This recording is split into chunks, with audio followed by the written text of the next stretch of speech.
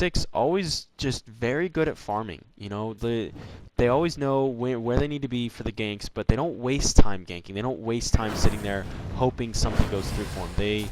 They basically move out of their lane, accomplish their gank, go back to farming, or they don't gank at all. Like they just have great, you know, foresight on whether or not a gank's gonna work. So should they even waste the time doing it? Thoughts on that though, Con? Yeah, you're exactly right. I think that is a really big deal on what separates average teams from good teams, and it's time management. And again, average players from good players, time management, how they manage with time. And this is something that Shu and Angry Testy especially are excellent at doing with, and this is why they're such good farmers, that they're always going for a gank, or they're not wasting their time going for a useless gank, or if they're not getting creeps in a lane, they're getting neutrals, or you know, they're always generating gold for either them or the team. And then when you have that on a team level where everybody's doing that and they're always they're managing their time so well, maximizing it really well, you like, if everybody has an extra bracer than the other team, it could make the difference, because you know your team as a whole has more health. Some people aren't going to die just because of that extra 90 HP here or there, and like, yeah, I think it's really good to see. And these teams especially are doing it both really well, so it's good to see in the finals of the game replays tournament that they're playing really well. Yeah, and I would actually like to say both teams are playing extremely well. There was some warding going on at the bottom room, and I wanted to discuss that because it was the exact ward spots that I like to use. Good to see that you know, Czech6 and 5 use the ward spots that I like to use, whereas earlier games we were commentating about, you know, the interesting ward spots that other teams were using. But you know, I was thinking maybe they know something that I don't. I was getting a little worried, but to see Czech6 and 5 use some good standard ward spots kind of makes me feel a little bit more at rest. But at bottom, they were basically placing their wards to maximize the amount of area that they see, while the anti-invis wards, or as I just call them, anti-wards, they were placed to yet again maximize their true sight capabilities. So overall, you know, I'm very pleased with the way this game is going so far. High level play from both players. Now we do see some action on bottom. Mag attempting to stun in on Tempest, but Tempest blinking out. Tempest definitely would have been in a world of hurt right there, because Vindy was on his way over, Soul Reaper was on his way over. Tempest did pick up the Invis rune though, bottled up. He's at full health, full mana. Possibly trying to get a pick here with Demented Shaman and Corrupted Disciple coming across. But I believe Czech6 sees it coming. So Vindicator, though, not realizing that the Invis rune was on Tempest. That stun, so brutal. Look at that. It stuns you for so long. It's 3 individual stuns of like a second each. Then Tempest ultimately makes your Soul Reapers. Oh, and then Mag ult stunning in. Gonna pick off the Tempest. Plague ult goes down. Accursed probably just going to ult through that. Needs to use his heal bomb right now to try and maximize how much heal he gets back. Soul Reaper ulting Tempest to get him out of the fight. Or to finish him off, excuse me. And right here we see Czech6 chasing down Blavo, which is Plague Rider. Overall, though, I believe it was a 1 for 2 in the favor of Czech6. But now we have Swiftblade coming in, potentially going to ult here, spinning. Magic Immune, he is going to get the ult. He is going to pick up at least 2 kills here, if not 3. Oh my god. Nice. What a beautiful play by Czech6 earlier, and then they just threw it all away to Swiftblade. Swiftblade got, I believe, 2 levels out of that. He was level 11 or 12 coming into that fight. Just unbelievable. I can't believe that they would just clump like that, chasing a Plague. There's no need.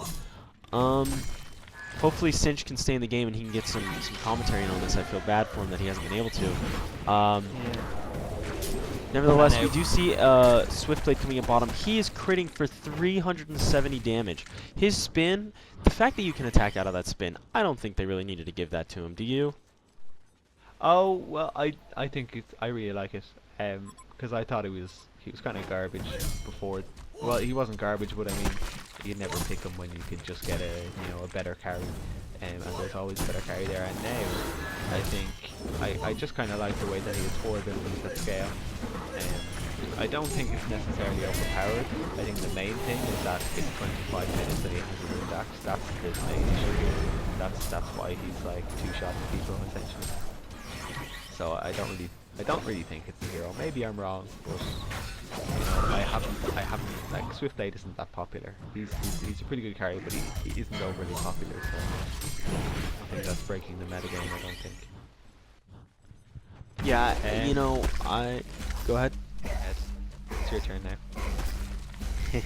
now. No, I think you hit it dead on. You know, his gold is over 400 gold a minute, and when you're that farmed as, you know, a Swiftblade and having that rune axe so early, it's unbelievable. You're absolutely right. It's the fact that his items are so crucial. Excuse me, not necessarily his character. Yeah, so go ahead. I was just gonna say the Soul Reaper went for Void Talisman, which is you know, Chu. He likes to go for, you know, those items with the abilities. We saw last game that we casted went for a Storm Spirit on the Filer, you know, and it's very strong against this game. It's like where he can tank out those physical damage dealers that are Swiftblade and Disciple, and you know, stand around and do a lot of damage, because like his nuke and his aura together, they do a lot of damage in team fights. Like, I mean, it's 1%, 1% for, let's say, every hero is in range of his aura. It's 1%, so that's 5% per second of the team's health. Well, no, sorry, 1%. 5% for the team fight.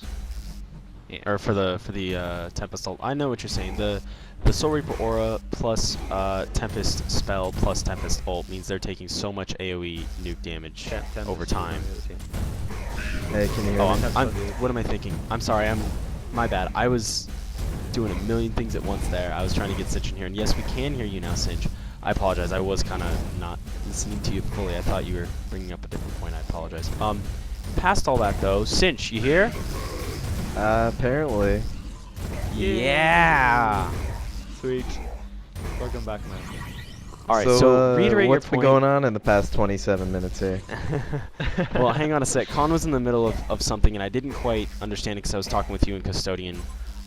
So what you're saying, though, is Soul Reaper's aura, over time, the longer the team fight goes, the more in their favor you feel it goes. Well, the team fight goes, or it just like, theoretically, if you know, there's 5 players with 1,000 health, which there won't be, it'll be more than that. 5 players with 1,000 health, all under the aura.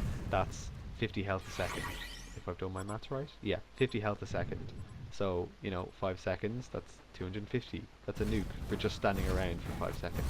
And, you know, when you have items on Soul Reaper that keep them around for an extra 4 seconds, like Void Talisman, you know, that's a lot of damage. So, I mean, he does so much AoE damage, that's not even factoring in his Judgment with nuke or his ultimate. So, I think that's why, I mean,